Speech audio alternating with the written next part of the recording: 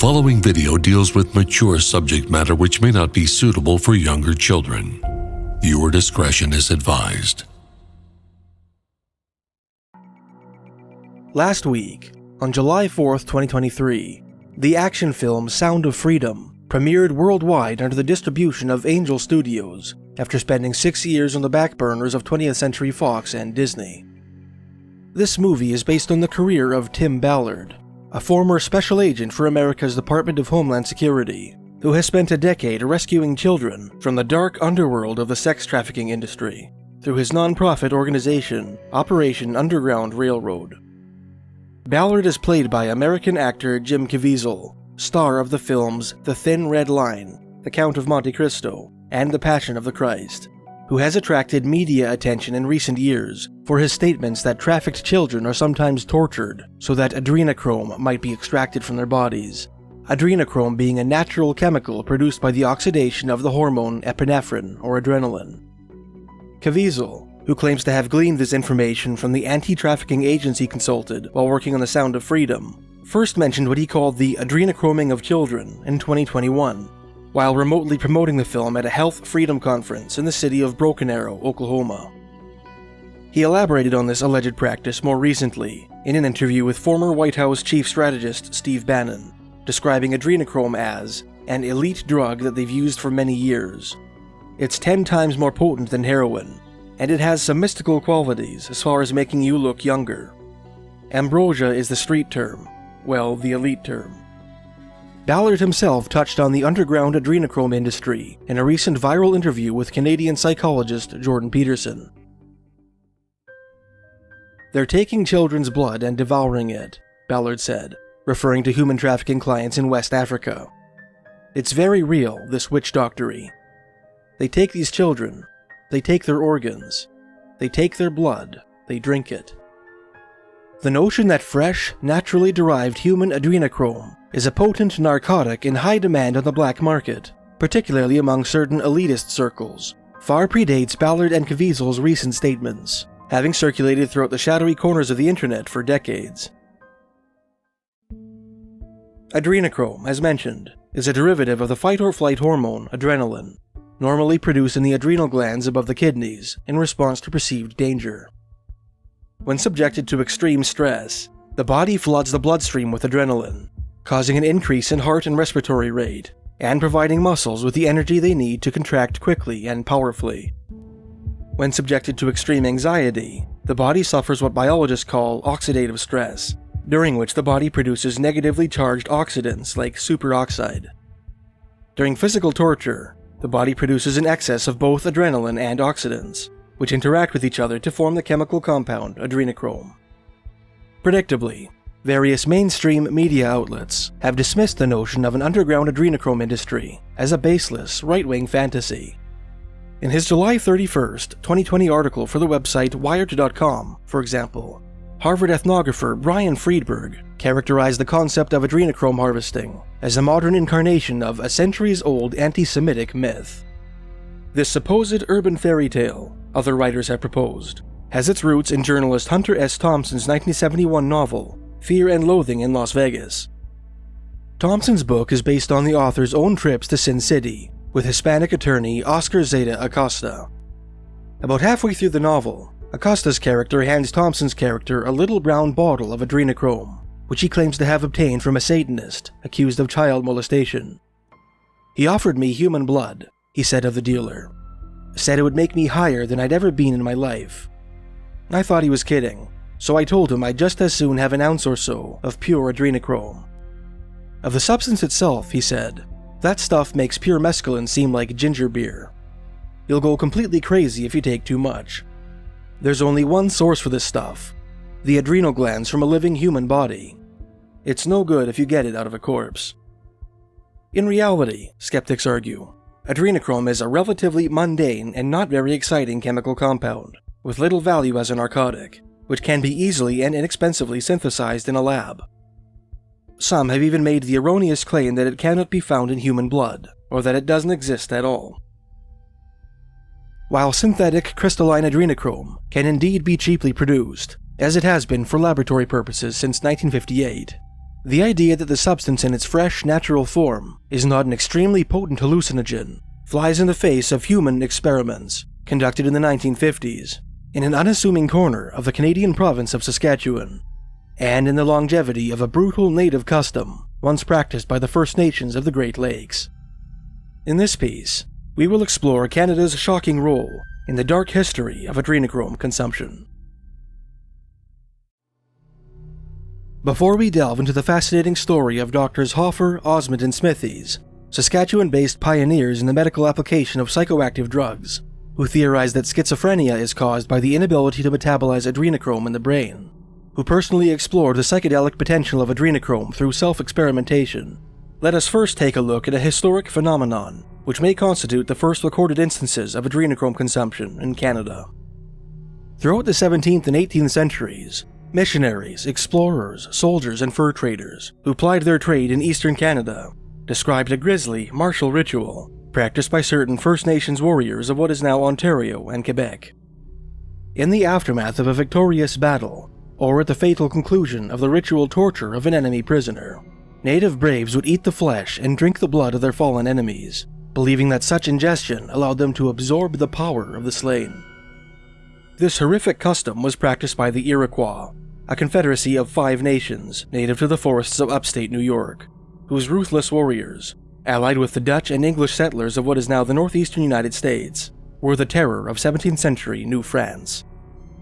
The Iroquois' proclivity for consuming the corpses of their enemies is alluded to several times in the Jesuit Relations, reports made by French Jesuit missionaries to their superiors, describing their attempts to convert the natives of New France to Christianity. For example, in a 1632 relation, Jesuit father Paul Lejeune, who lived among the Montagnais of Quebec at the time, described how the Iroquois made their prisoners of war suffer all that cruelty as the devil can suggest. At last, as a final horror, they eat and devour them almost raw. In 1637, Lejeune detailed the torture, execution, and cannibalism of an Iroquois prisoner captured by the Huron, another Algonquian people native to the Great Lakes.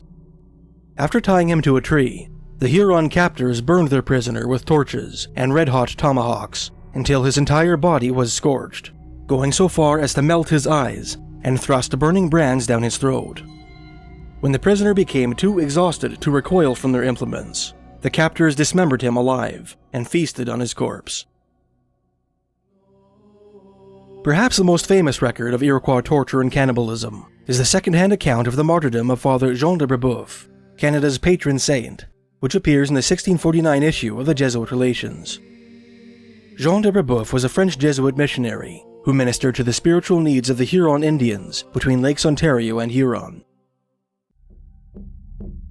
In 1647, the Hurons' hereditary enemies, the Mohawk and Seneca of the Iroquois Confederacy, launched what would become a massive 9-year offensive against France's native allies in the Great Lakes.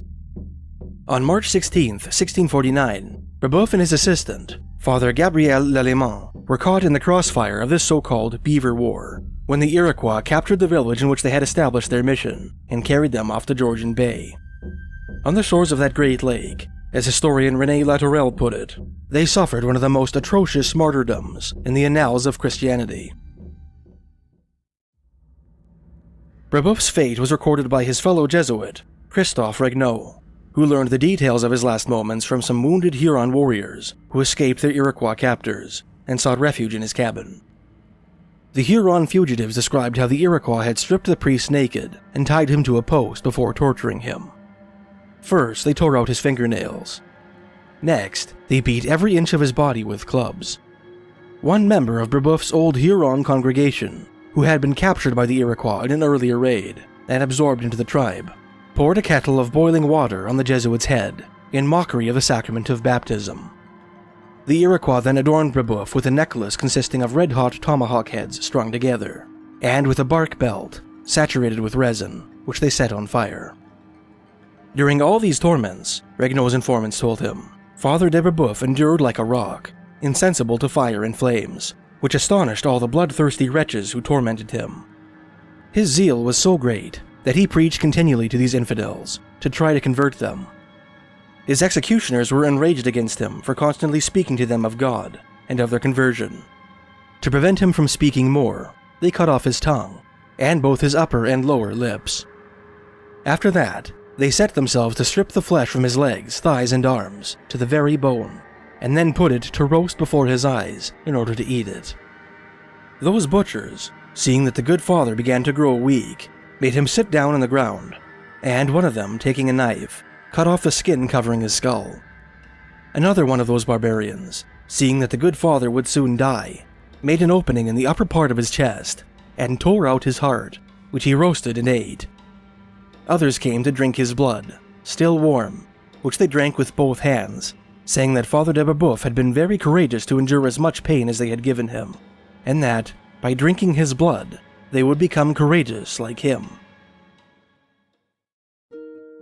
The Iroquois offensive in which Jean de Brebeuf lost his life resulted in the displacement of the Huron, as well as the virtual destruction of the Neutral, Petun, and Erie nations, all allies of the French. After a ferocious French counterattack throughout the first half of the 1660s, the Iroquois entered into a shaky truce with the settlers of New France and established villages throughout the territories of their vanquished native enemies. In 1669, 20 years after the martyrdom of Jean de Brebeuf, two parties of French explorers set out together in search of the Ohio River. One of the groups was captained by René Robert Cavelier, Sieur de La Salle, an adventurer who would later establish the French colony of Louisiana, who at the time hoped that the Ohio River might constitute the legendary Northwest Passage. The other party was a company of Sulpician missionaries, led by François Delier de Casson, a French cavalry officer turned priest, who hoped to convert the natives of the Ohio River to the Catholic faith. The joint company embarked at La Salle's seigneury of Lachine, on the island of Montreal, and traveled by canoe up the St. Lawrence River and along the southern shores of Lake Ontario. At what is probably Irondequoit Bay, they came upon a Seneca Iroquois village, whose inhabitants invited them to stay the night. Unfortunately for the Frenchmen, the evening's entertainment consisted of the ritual torture and execution of a prisoner of war from the West, a well-built warrior in his late teens or early 20s. Casson's traveling companion and fellow Sulpician missionary, René de Brehon de Galinée, described the atrocity in his journal, Exploration of the Great Lakes, 1669 to 1670. For 6 hours, the Iroquois seared the prisoner from head to toe with a red-hot musket barrel, beginning with the soles of his feet. When he was sufficiently roasted, they forced him to run a gauntlet through the village, prodding him with lit torches and showering him with hot coals all the while. At length, Galinée wrote, after 2 hours of this barbarous diversion, they knocked him down with a stone, and throwing themselves upon him, cut his body in pieces. One carried off his head, another an arm, a third some other member, which they put in a pot for the feast. Many offered some to the Frenchmen, telling them there was nothing in the world better to eat, but no one desired to try the experiment. There are other tales of Iroquois torture and cannibalism, which appear in the letters and memoirs of the inhabitants of New France. In 1680, for example, while exploring the Mississippi River, La Salle and his companions came across the remains of hundreds of Illinois women and children, whom Iroquois warriors had tortured to death in a field. Most of the victims had been mutilated and partially eaten. In the summer of 1689, after hostilities resumed between the Iroquois and the French, Mohawk warriors attacked the French settlement of Lachine, which had developed around La Salle's old seigneury, and massacred its inhabitants. The warriors reputedly roasted and ate the settlement's children, including, according to some reports, a handful of preborn infants, whom they cut out of their mothers' wombs. Since there are no 17th century Iroquois warriors around today who might justify their people's practice of torturing and cannibalizing their enemies, we can only speculate as to the reason for this fiendish cultural quirk. Perhaps their barbaric rituals were simply expressions of supreme victory over their vanquished foes, the acts of torture and cannibalism being the most complete forms of control one warrior can exert over another. Perhaps, as historian George Franklin Feldman suggested in his 2008 book, Cannibalism, Headhunting, and Human Sacrifice in North America, A Forgotten History, citing a passage from one of Lejeune's relations, the Iroquois believed they were commanded to torture and eat their enemies by the deity they worshipped, the implacable sun god. Or perhaps, as Regnault's pitiable description of Brebeuf's martyrdom seems to imply, the Iroquois hoped to acquire their enemies' bravery through the consumption of their tortured flesh and blood. a notion that could only have been bolstered by the powerful psychological effects of adrenochrome, which Iroquois torture executioners would surely have ingested in copious quantities.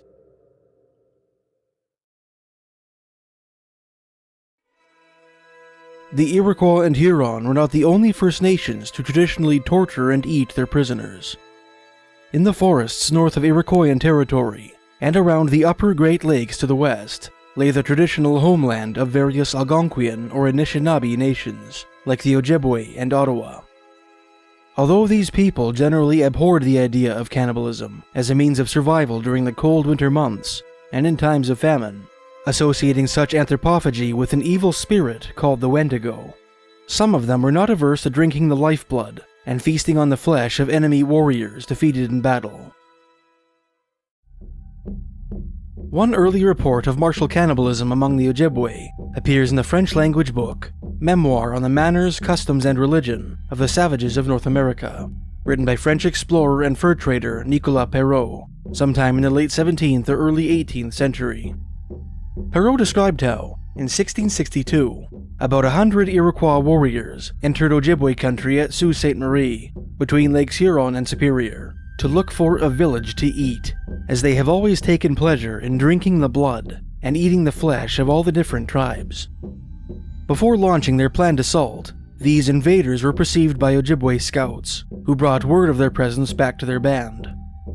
The Ojibwe hastily assembled their own war party and ambushed the unsuspecting Iroquois at daybreak, at a place known today as Iroquois Point. The skirmish that ensued was a complete victory for the Ojibwe, who slew every last one of their southern foes with arrows and war clubs. The would-be cannibals met the same fate they had planned to deal to the natives of Lake Superior. The Iroquois who had been sent out as scouts, Perrault wrote, returned to their camp a few days after this defeat, expecting to join their people there. But when they found only headless corpses on the ground, and the bones of those whose flesh had been eaten, they made diligent haste to carry back to their own country this dismal news. Other documented cases of Anishinaabe cannibalism occurred during the 7 Years' War, a global conflict fought between France and Britain and their respective allies from 1756 to 1763, and in a smaller succeeding conflict known as Pontiac's Rebellion. We will explore one of the better written accounts to come out of the second conflict. The 7 Years' War resulted in British control over nearly all of eastern continental North America, from as far north as Hudson's Bay to as far south as New Orleans. In the aftermath of this World War, British soldiers began to garrison themselves in the old French fur trading forts established throughout the Great Lakes. They were followed by independent British and colonial American fur traders, called peddlers, who hoped to open up trading relationships with the native allies of the defeated French. Among the first of these peddlers was a New Jersey-born adventurer, known today as Alexander Henry the Elder, who recorded his Canadian escapades in his 1809 memoir. The Anishinaabe had no great love for the British, whom they had actively fought against during the late war.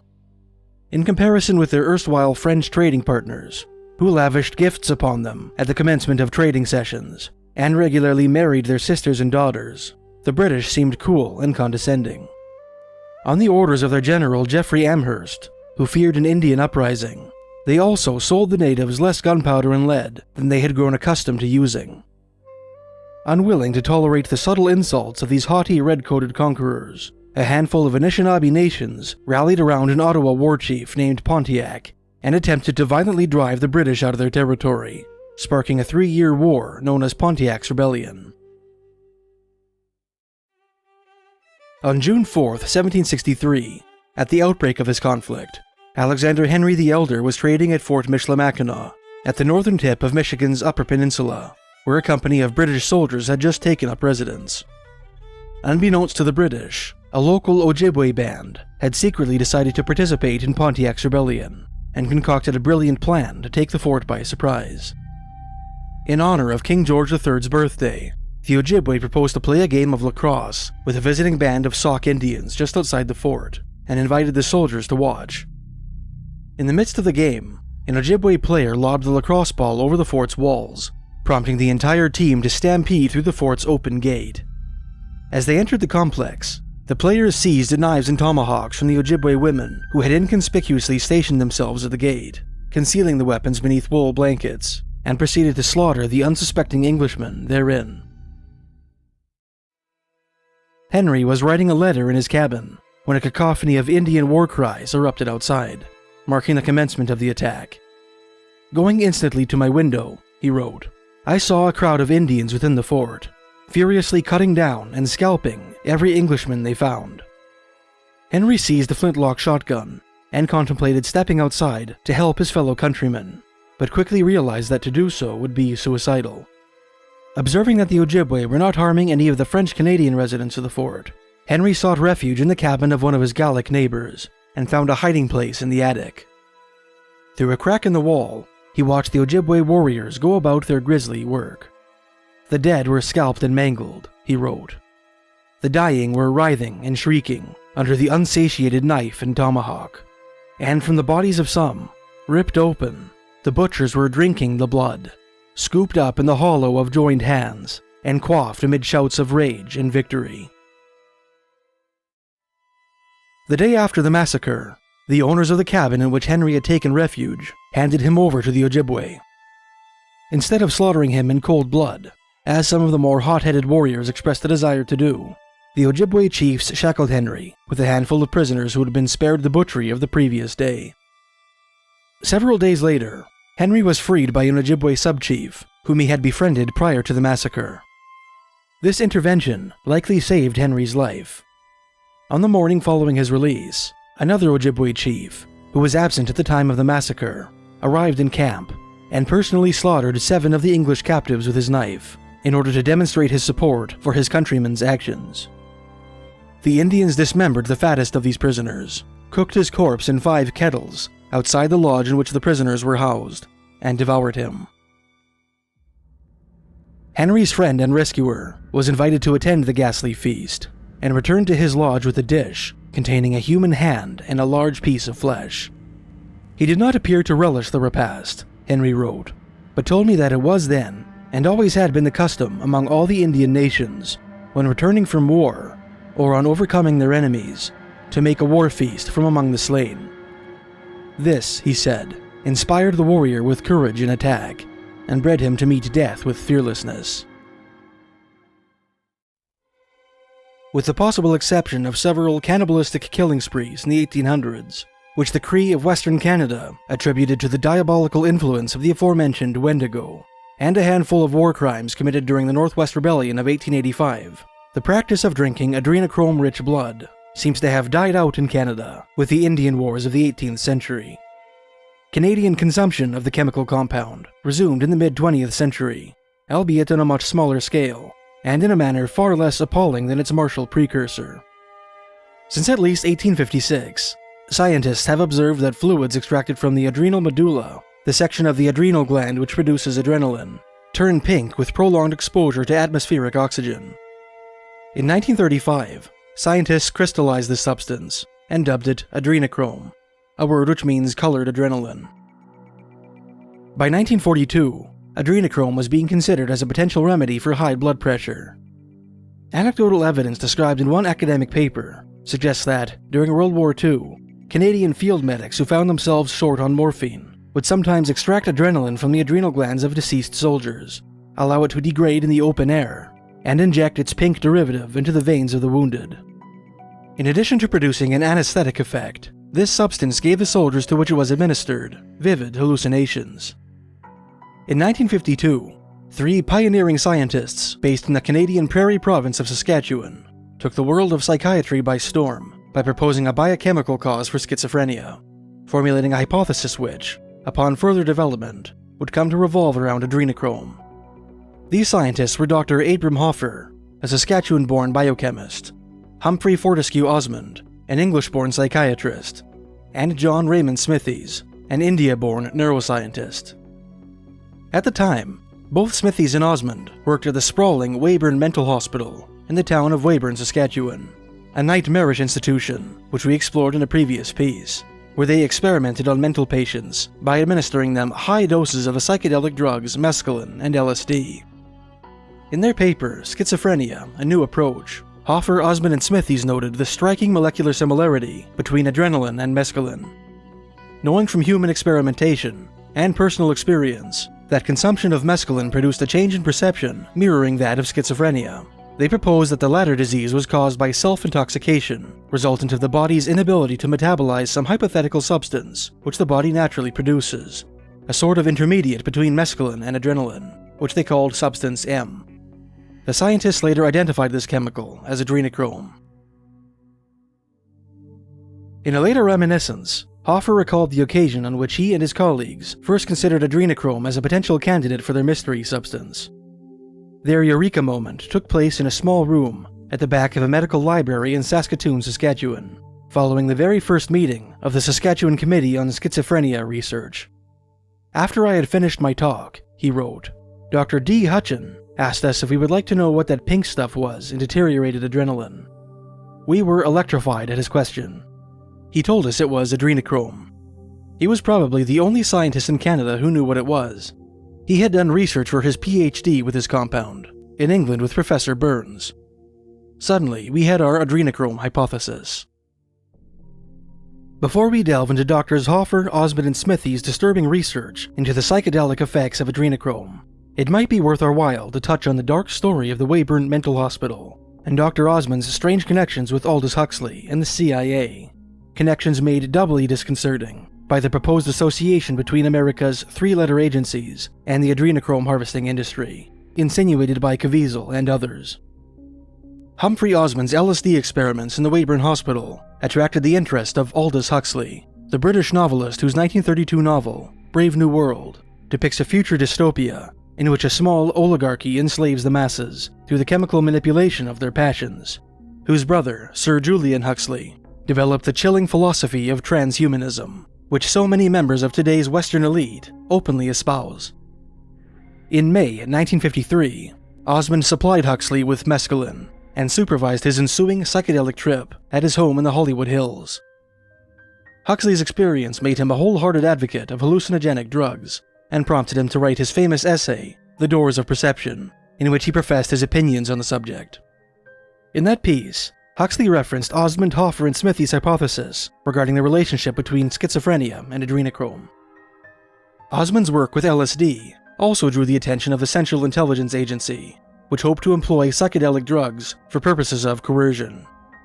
1 month before Huxley's mescaline trip in California, the CIA, aided by information they acquired from Dr. Osmond at the Weyburn Mental Hospital, launched Project MK-Ultra, a clandestine human experimentation program in which hallucinations and psychiatric mind control techniques were applied to unsuspecting test subjects.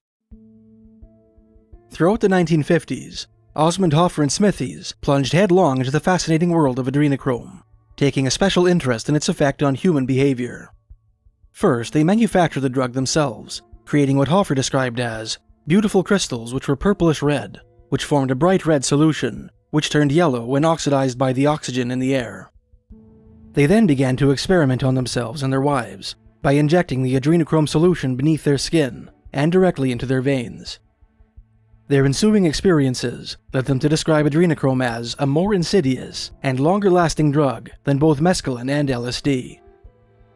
Osmond wrote a detailed description of his first trip on adrenochrome inside the Weyburn Mental Hospital. A 30-hour ordeal resulted of an intravenous injection of what he described as a very small dose. After the purple-red liquid was injected into my right forearm, Osmond wrote, I had a good deal of pain. I did not expect that the experimenters would get any results from a preliminary trial, and so was not, as far as I can judge, in a state of heightened expectancy. After about 10 minutes, while I was lying on a couch looking up at the ceiling, I found that it had changed color. It seemed that the lighting had become brighter. I looked across the room, and it seemed to have changed in some not easily definable way. I closed my eyes, and a brightly colored pattern of dots appeared. The dots were not as brilliant as those which I have seen under mescal, but were of the same shape. The patterns of dots gradually resolved into fish-like shapes. I felt that I was on the bottom of the sea, or in an aquarium among a shoal of brilliant fishes. At one moment, I concluded that I was a sea anemone in this pond. Abram Hoffer and a psychologist named Neil Agnew who were supervising his trip and recording his reactions, then showed Osmond a reproduction of a self-portrait of the artist Vincent van Gogh. "I have never seen a picture so plastic and alive," Osmond wrote. Van Gogh gazed at me from the paper, crop-headed, with hurt, mad eyes, and seemed to be three-dimensional. I felt that I could stroke the cloth of his coat, and that he might turn around in his frame.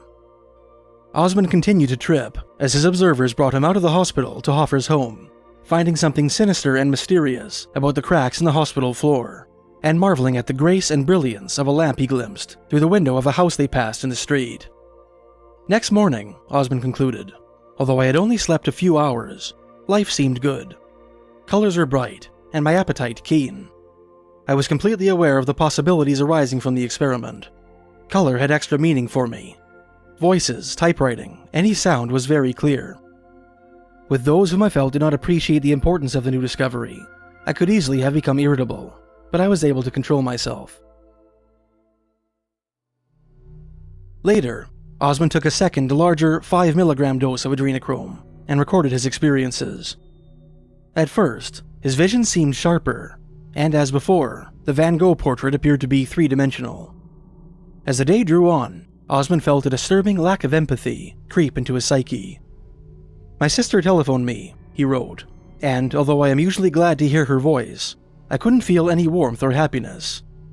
I watched a group of patients dancing, and although I enjoy watching dancing, with the envious interest of one who is clumsy on his feet, I didn't have a flicker of feeling." As we drove back to Abe's house, a pedestrian walked across the road in front of us. I thought we might run him down, and I noticed with detached curiosity. I had no concern for the victim. We did not knock him down. I began to wonder whether I was a person anymore, and to think that I might be a plant or a stone. As my feeling for these inanimate objects increased, my feeling for and my interest in humans diminished. I felt indifferent towards humans, and had to curb myself from making unpleasant remarks about them. Hoffer's observations corroborate Osmond's self-report. On the occasion of Osmond's second trial, he wrote, "The most noticeable change was his withdrawal from people. After the laboratory session, we drove to my home. Osmond entered, found a chair, where he sat for approximately 1 hour, intently examining the rug. He did not greet the group of people who were at the house, nor enter into the discussion." Osmond awoke the next morning feeling lively and well-rested, and prepared to head to a scientific meeting. He took 2 hours to get dressed. After finding his vehicle in the building's parking lot, with some difficulty, he found himself incapable of driving, and asked the garage proprietor to drive him to work, feeling none of the shame which such a request would normally have induced. "Abe," he wrote Hoffer, scrawling a note in the middle of the meeting, "this damn stuff is still working. The odd thing is that stress brings it on after about 15 minutes. I have this glass wall other side of the barrier feeling. I have a feeling that I don't know anyone here. Absurd but unpleasant. Also some slight ideas of reference arising from my sensation of oddness. I have just begun to wonder if my hands are writing this. Crazy, of course." Following Hoffer and Osmond's preliminary self-experiments, other scientists began administering adrenochrome to spiders, mice, rats, cats, dogs, rabbits, monkeys, and human beings. The drugs were administered intravenously, subcutaneously, by placing them beneath the tongue, by inhaling them, and in one instance, by injecting them directly into the brain. In every case, adrenochrome produced profound psychological changes in the subjects. In a Russian experiment, trained monkeys injected with adrenochrome were unable to complete simple tasks they had performed many times before, even when they were hungry and bananas were on the line. In a Canadian study, rats injected with the substance memorized patterns far more slowly than normal rats. And in an American study, in which adrenochrome was injected into the brains of cats, the feline subjects all slipped into a deep, blissful trance. They would sometimes suddenly look up towards the ceiling or around them, the authors wrote, and then remain motionless, staring into space. After an initial gradual reduction in motor activity, the cats would finally sit in odd positions, with their eyes wide open for long periods, and howl. Other observable effects included mild anesthesia, the spontaneous assumption of bizarre postures, and unnaturally high libido, which in one instance resulted in a doped-out tomcat making amorous overtures to the laboratory dog. The scientists, who injected other cats with LSD and mescaline, observed that adrenochrome had a more powerful and longer-lasting effect on the subject's brainwaves than either of the other hallucinogens. Despite the frantic attempts of the mainstream media to place adrenochrome in the same camp as the Easter Bunny and the Tooth Fairy, this brief glimpse into the chemical's place in Canadian history proves without a doubt that this so-called pink adrenaline is an extremely potent narcotic, and strongly suggests that it has been consumed as a fortifying elixir for centuries. Whether or not there is a black market adrenochrome industry, in which trafficked human victims are subjected to prolonged torture in order to fulfill a vampiric elitist demand, is a question that only time can answer.